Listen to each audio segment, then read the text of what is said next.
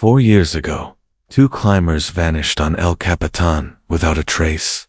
What a lone hiker found last week will haunt you forever. Hey, don't forget to like. Please subscribe for more shocking crime stories and hit the bell icon. The darkest truth are yet to come. Imagine a place so vast, so unforgiving, that it swallows secrets whole. That's Yosemite, where granite giants, like El Capitan, stand silent, guarding truths no one's ready to face.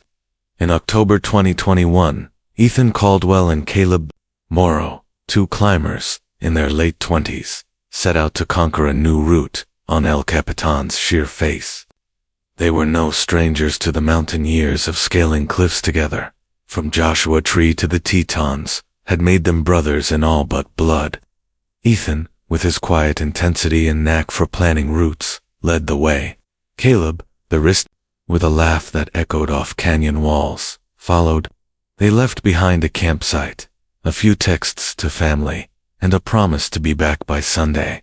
They never returned. The search began within days. Rangers scoured trails, helicopters buzzed overhead, and volunteers combed the boulder fields.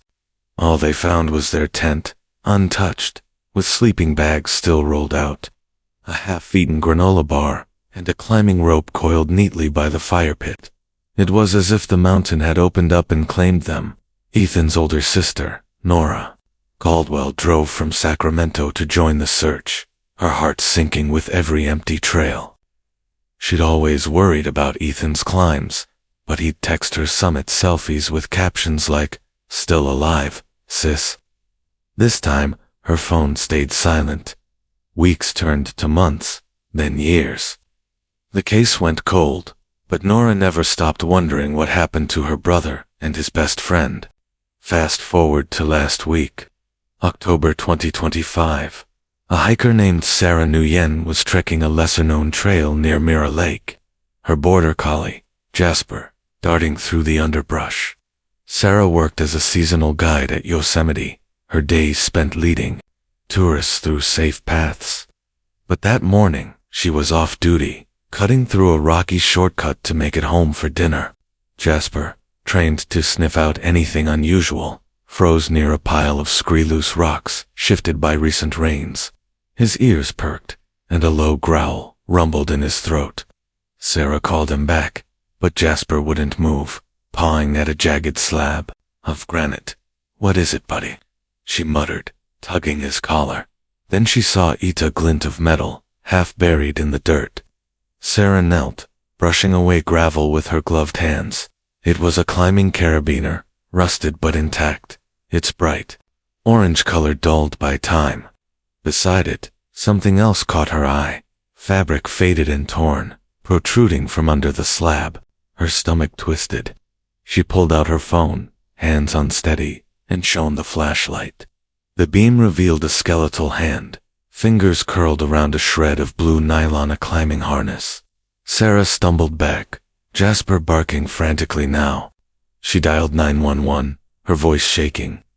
"I'm off Mirror Lake Trail, near El Capitan. My dog. We found remains. Human remains."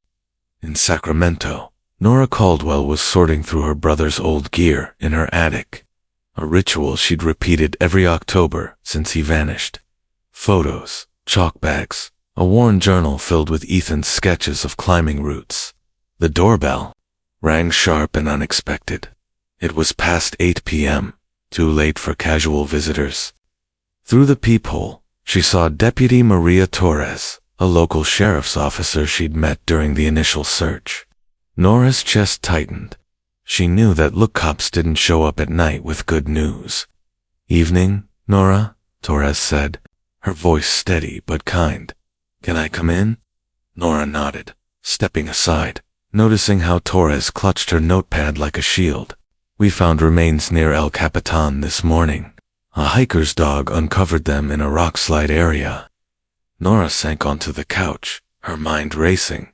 "Is it Ethan?" she asked, her voice barely above a whisper. Torres hesitated.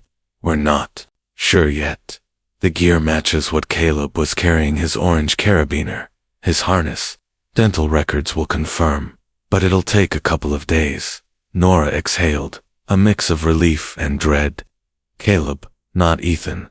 But if Caleb was dead, what did that mean for her brother? Torres sat across from her, her dark eyes softening. The area's unstable from recent slides.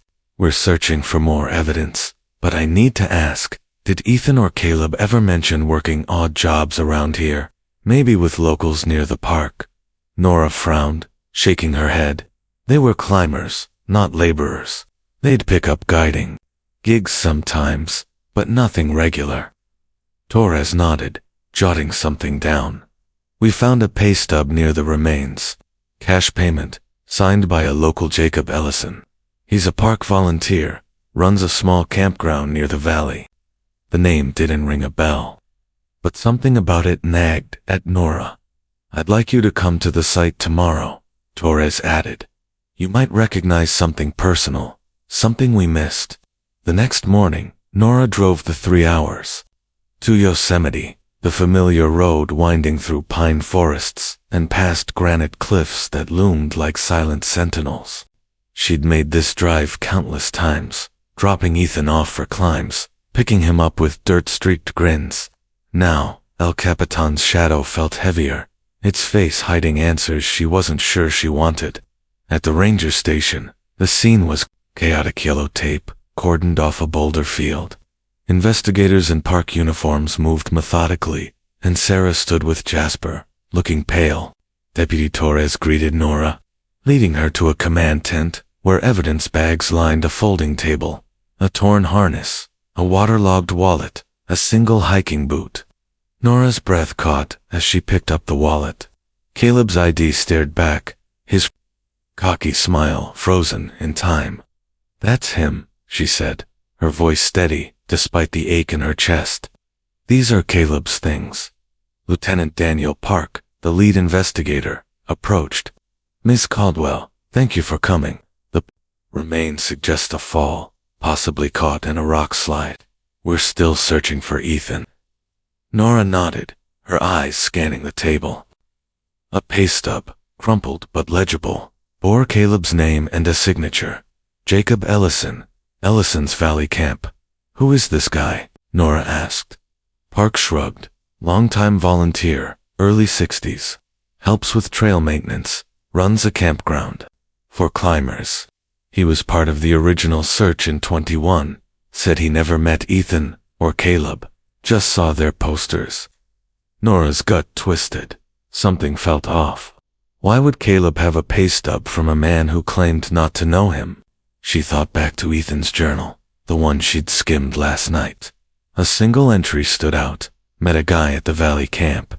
Jake. Knows every trail like the back of his hand. Said he'd show us a shortcut to the east face. Nora hadn't thought much of it then, but now it felt like a breadcrumb. She mentioned it to Park, who made a note. We'll look into it. Can you get me that journal? Any detail about their route could help. As Nora left the tent, she spotted a man on the trail above, leading a group of climbers. He was tall, wiry, with weathered skin and a gray ponytail, his parked volunteer vest bright green against the rocks. He moved with purpose, pointing out landmarks to his group. Deputy Torres nodded toward him. That's Jacob Ellison. Been here forever, knows the park better than most rangers. Nora watched him, her unease growing. He hadn't glanced at the investigation, hadn't acknowledged the tape or the officers. Too calm, too detached. Imagine if you were standing here, Nora's shoes, watching a man who might know what happened to your brother, acting like nothing's wrong. Would you confront him, or keep digging quietly? I read about this case in a local forum last year, and it's haunted me since. The idea that someone could vanish in a place so beautiful, and no one would know why. That night, Nora couldn't sleep. She spread Ethan's journal across her kitchen table, flipping through pages of route diagrams and scribbled notes. One entry, dated a week before their climb, caught her eye. Jake's intense. Offered us cash to clear brush at his camp.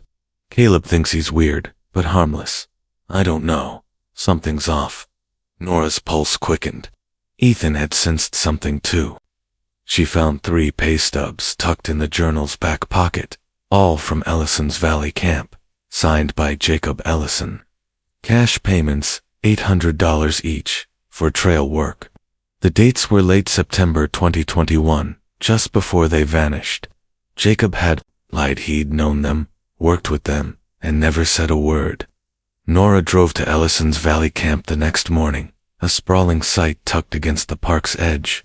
Climbers milled about, pitching tents and sorting gear. The main office was a weathered cabin, its porch cluttered with climbing ropes and lanterns. No one answered when she knocked.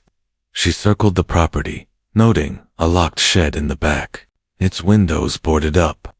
Fresh tire tracks marked the dirt nearby, leading to a narrow path that disappeared into the pines. Something about the shed felt wrong to secure for a campground storage unit.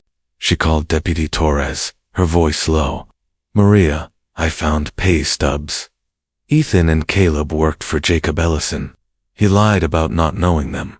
Torres was quiet for a moment. "That's concerning.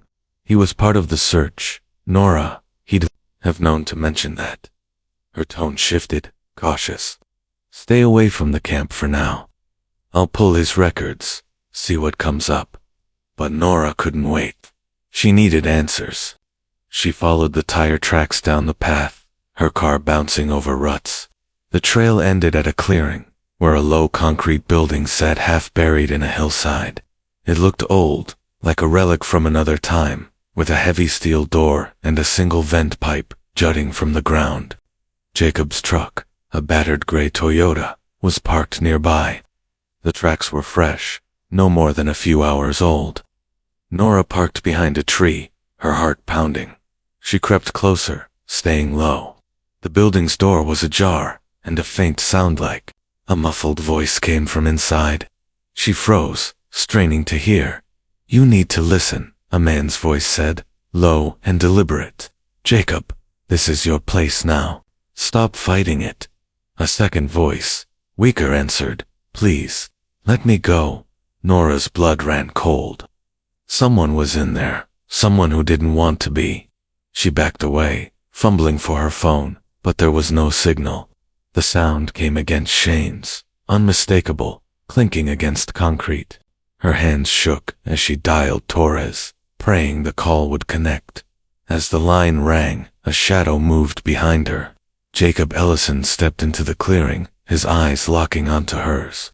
"You shouldn't be here, Nora," he said, his voice calm, but laced with menace. Nora Caldwell's breath caught in her throat as Jacob Ellison stepped closer, his shadow swallowing the faint moonlight in the clearing. "You shouldn't be here, Nora," he repeated, his voice low, almost gentle, but with an edge that made her skin crawl. His gray ponytail gleamed faintly, his volunteer vest replaced by a dark jacket. The steel door of the concrete bunker stood ajar behind him, the muffled sound of chains echoing from within. Nora's phone was still in her hand, the call to Deputy Torres cutting in and out through the spotty signal. She backed toward her car, her boots crunching on gravel, trying to keep her voice steady. "I know Ethan and Caleb worked for you. Jacob, why didn't you tell the Rangers?" His eyes narrowed, calculating, but he didn't answer. Instead, he took another step, his hand resting on something at his belt, a knife, maybe, or worse. Nora's heart pounded as she held up her phone, praying the call was still live. "Maria, I'm at Ellison's camp, near a concrete building. There's someone inside, chained up." Jacob's face hardened, and he lunged. Nora dodged, stumbling over a root, her phone slipping from her fingers and landing in the dirt. She scrambled to her feet, sprinting toward the pines. But Jacob was faster than his age suggested, his boots heavy behind her. "You're making this harder than it needs to be," he called, his tone eerily calm.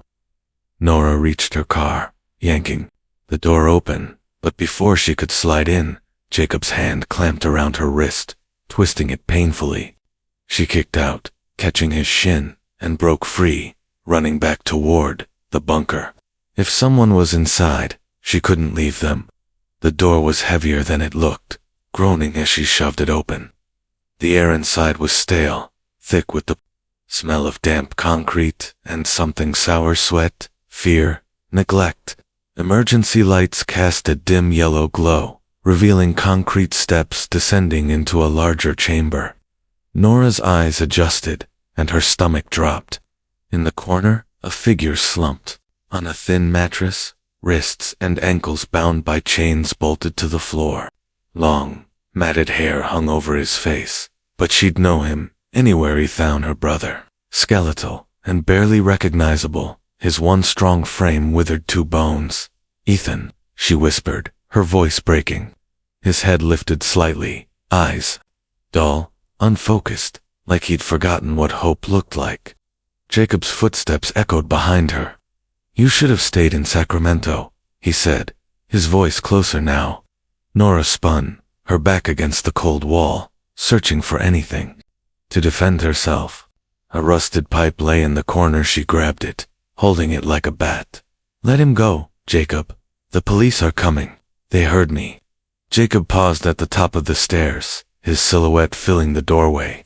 "They won't find you in time," he said, pulling a hunting knife from his belt, its blade catching the light. Ethan was special. He understood the mountains, understood me. I couldn't let him leave. Imagine if you were Nora, standing in that bunker, staring at your brother's hollow eyes, knowing every second could be your last.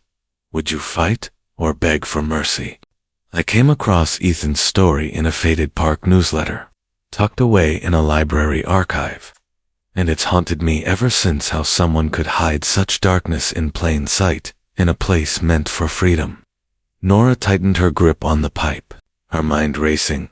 Jacob's words dripped with a warped sincerity, like he believed he'd saved Ethan, not destroyed him. "You chained him here for 4 years, she spat, her voice raw. "That's not love, it's madness." Jacob's jaw tightened, but he didn't move, his eyes flicking between her and Ethan. He was going to leave, he said, almost to himself. Him and Caleb, always talking about their next climb, their next adventure. I offered them work, a place to stay. Ethan listened, smiled, made me think. He trailed off, his face twisting with something like pain.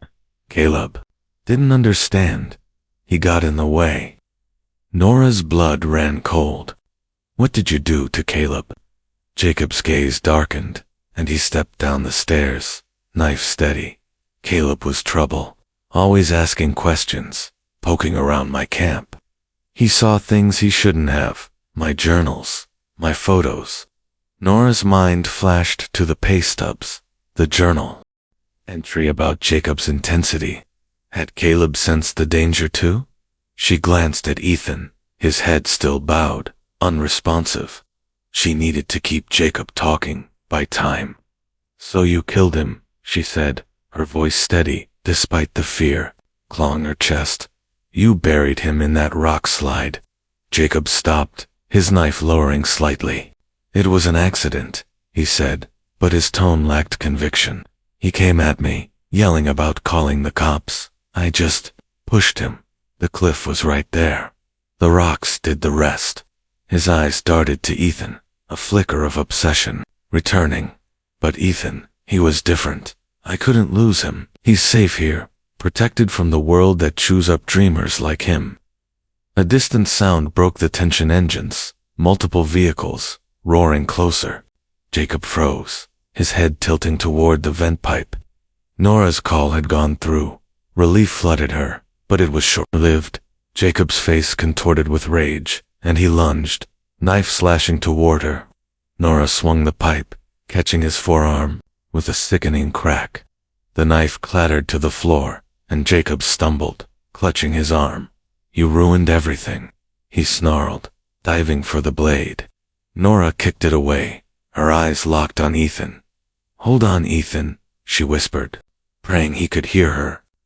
The bunker's door rattled above, followed by shouts. "Sheriff's Department. Jacob Ellison, come out with your hands up." Deputy Torres's voice boomed through a megaphone, sharp and commanding. Jacob scrambled to his feet, grabbing a crowbar from a shelf. They won't take him, he muttered, his voice frantic now. Nora positioned herself between Jacob and Ethan, pipe raised. It's over, Jacob. Let him go. But Jacob's eyes were wild, darting toward a metal cabinet in the corner. He yanked it open, revealing a shotgun, its barrel glinting under the emergency lights. Nora's heart stopped. She didn't think she charged, swinging the pipe at Jacob's knees. He roared, stumbling, but the shotgun fired, the blast deafening in the confined space. Concrete dust rained down as the shot hit the wall, missing her by inches. Nora tackled him, her momentum knocking them both to the floor. The shotgun skidded across the concrete, out of reach. Jacob's hands closed around her throat, squeezing with desperate strength. You can't take him, he gasped, his face inches from hers. A crash echoed above breaching charges, not at the door, but through the vent shaft. A flashbang grenade dropped, rolling across the floor. Nora squeezed her eyes shut, covering her ears as the world erupted in blinding light and sound. The shockwave hit like a punch, loosening Jacob's grip. She rolled away, gasping, as black-clad SWAT officers poured through the breach, weapons raised. Drop it. Hands where we can see them. Jacob staggered to his feet, reaching for the crowbar. But tasers fired, their prongs sinking into his chest. He convulsed and collapsed, his body crumpling like a broken machine. Clear, an officer shouted. Medics rushed in, their boots pounding the concrete. Nora crawled to Ethan's side, her hands trembling as she touched his gaunt face. Ethan, it's me. You're safe now. His eyes flickered, a faint spark of recognition, but no words came. The medics cut his chains, their faces grim as they assessed his condition, malnourished, dehydrated, barely alive. A female medic knelt beside him, starting an IV with practiced speed. He's stable, but we need to move him now, she said, her voice gentle but urgent. Nora nodded, tears streaming down her face, clutching his hand as they lifted him onto a stretcher. Lieutenant Park appeared at her side, his face etched with concern. Nora, are you hurt? She shook her head, unable to take her eyes off Ethan. He's been here. For years, she whispered, her voice breaking. Park's jaw tightened. We've got him now. Let's get you both to the hospital. Outside, the clearing was a chaos of flashing light sheriff's vehicles, ambulances, a medical helicopter. Jacob was loaded into a patrol car, his head bowed, his once confident demeanor shattered. Nora held Ethan's hand during the chopper ride, whispering, I'm here, Ethan. I'm never letting you go again. His fingers twitched faintly, the smallest sign of life. At the hospital, Ethan lay in a sterile room, monitors beeping steadily. Nora sat beside him, her mind replaying the bunker's horrors. Dr. Emily Chen, a trauma specialist, reviewed his chart. He's severely malnourished, with signs of prolonged captivity, she said softly. Physically, he'll recover with time. Psychologically, it's harder to say. He may have selective mutism from the trauma. Nora nodded, her throat tight. Will he be himself again? Chen's eyes were kind but honest. He won't be the same, but with therapy, he can rebuild. People are resilient. Deputy Torres and Lieutenant Park entered, their faces heavy with news. Jacob's talking, Torres said, flipping open her notebook. He confessed to everything. Nora braced herself. Tell me. Park took a deep breath. Ethan. And Caleb worked at his camp in September 2021. Jacob became fixated on Ethan, his youth, his passion for climbing. He offered them extra work, kept them close. On October 1st, he made a move on Ethan in his office. Ethan rejected him, and Caleb walked in, threatening to report it. Jacob panicked, hit Caleb with a shovel, and pushed him off a cliff. He staged the rock slide to cover it up, using his old demolition skills from the Army Reserves. Nora's hands clenched, and Ethan Torres's voice was steady, but laced with disgust. Jacob drugged him, kept him in that bunk. Cold Wara shelter he'd renovated for years, stocked it with food, water, sedatives, he called it, protecting him. Nora's stomach churned. Protecting him. He destroyed him. Chen interjected. It's a delusional pattern. Jacob admitted to 3 other assaults over the years. Young drifters, climbers, no connections. He'd pay them to leave, but Ethan he couldn't let go. Park nodded. Since the story broke, 2 more victims came forward. There may be others. I remember finding their missing person flyer in a park cafe, its edges curling with age. It made me wonder how many secrets these mountains still hold. Nora looked at Ethan, his chest rising faintly. What happens to Jacob now? She asked. Park's voice was firm. Murder, kidnapping, false imprisonment, multiple assaults. He'll spend his life in prison. Torres added, Nora, I'm sorry I doubted you. Your call saved his life. Nora shook her head. I just wanted my brother back. Days passed, and Ethan began to show signs of recovery, small movements, fleeting glances. One morning, he whispered, Caleb. Nora's heart broke. She took his hand, tears falling. He's gone, Ethan. He tried to save you. His eyes closed, a tear slipping down his cheek, but his grip tightened. A fragile thread of connection. Dr. Chen watched quietly. That's a good sign, she said. He's starting to come back. Nora stayed by his side, reading his old journal aloud, recounting their childhood hikes in the Sierras, hoping to rekindle his spark. One night, as she spoke of their first camping trip, his lips moved. Nora, her breath caught, a sob escaping. It was a start, a flicker of the brother she knew. The road ahead would be long, but she'd walk it with him. What does it mean to love someone so much you'd destroy them to keep them close? Jacob Ellison's obsession stole 4 years of Ethan's life, but Nora's love brought him home, a reminder that even in our darkest moments, family can be our light. Well, have you ever heard of a case like this? Comment your thoughts. That's all for today. Thanks for watching, and catch you in the next one.